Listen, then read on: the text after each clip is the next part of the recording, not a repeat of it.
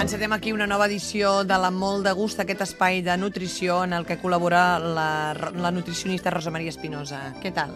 Molt bé. Com estem avui, amb aquest dia així més... Es nota, de tardor. Es nota aquest dia així que fa més fred, la pluja, la humitat, però bueno, tenim els aliments a mà. Efectivament. Sí que...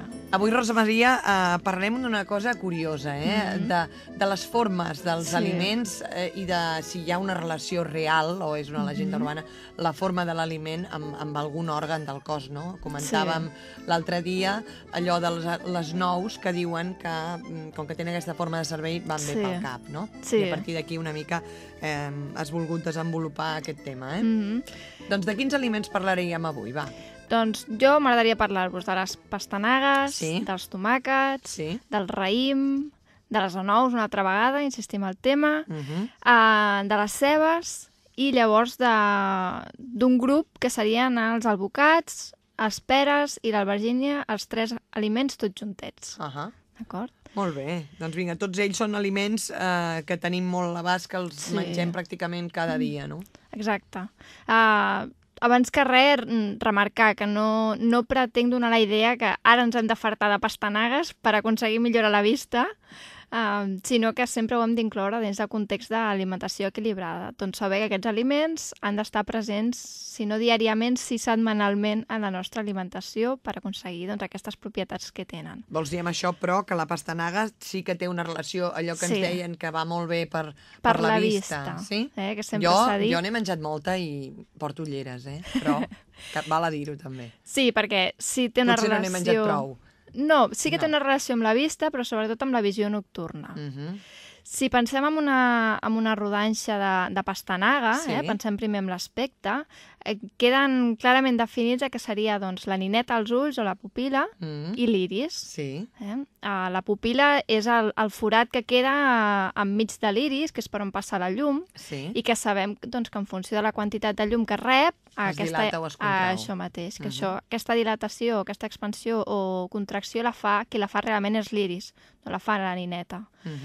Doncs bé, i això, com deies, no sempre s'ha dit que menja pastanaga que va bé per la vista. Bé, doncs està més relacionat amb la visió nocturna. M'ho explico.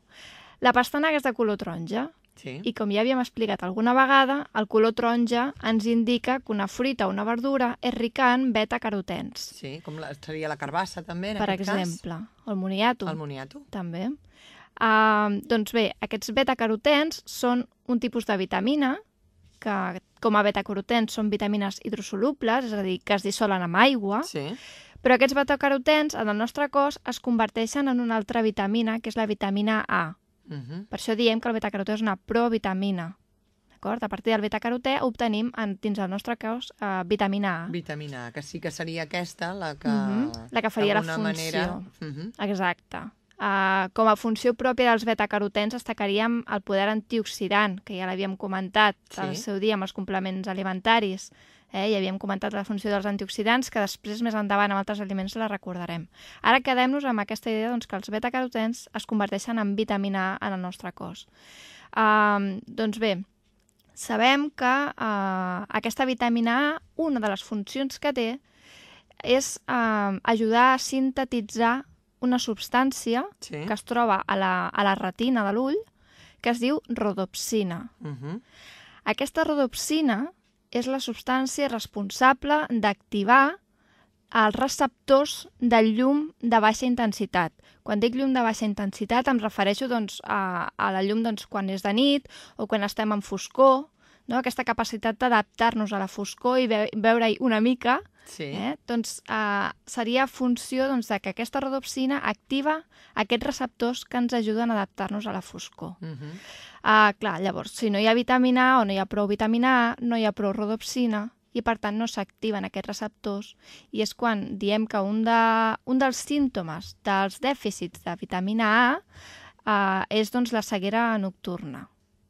Ceguera? Sí, nocturna. Sí, però ceguera. És a dir, que no veu res a la nit. No hi veiem, no tenim aquesta capacitat d'adaptar-nos a la foscor. Carai. I per l'assimilació d'aquests beta-carotens que desencadenen tots aquests processos que varien amb la sintetització de la vitamina A, és millor menjar-la crua o cuita, o tant és? La pastanaga, tant com el boniato com l'altra, com la carbassa.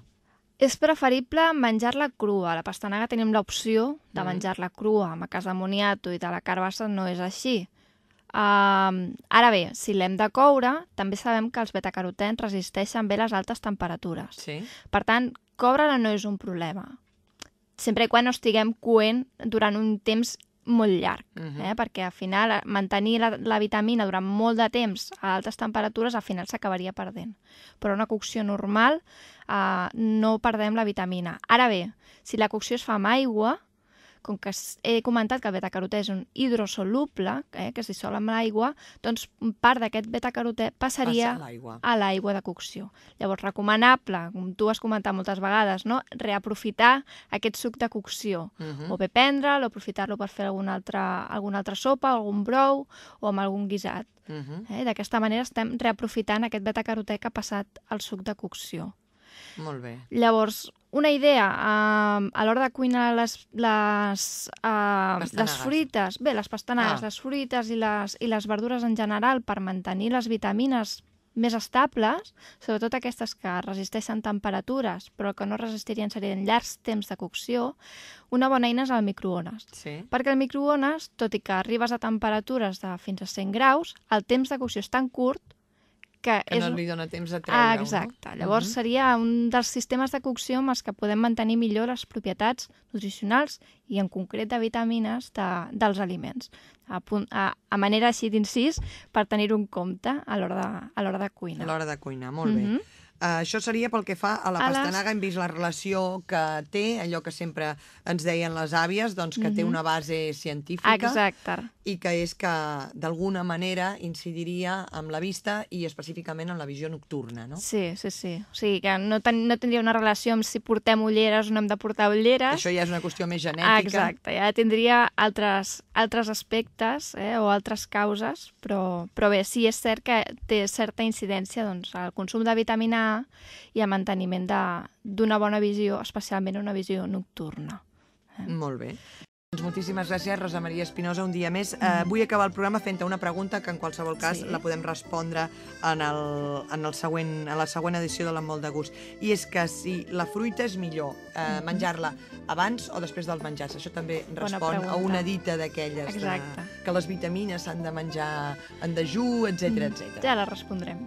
Moltíssimes gràcies un dia més per la teva participació i fins la propera edició de l'Enmol de Gust. Fins la propera.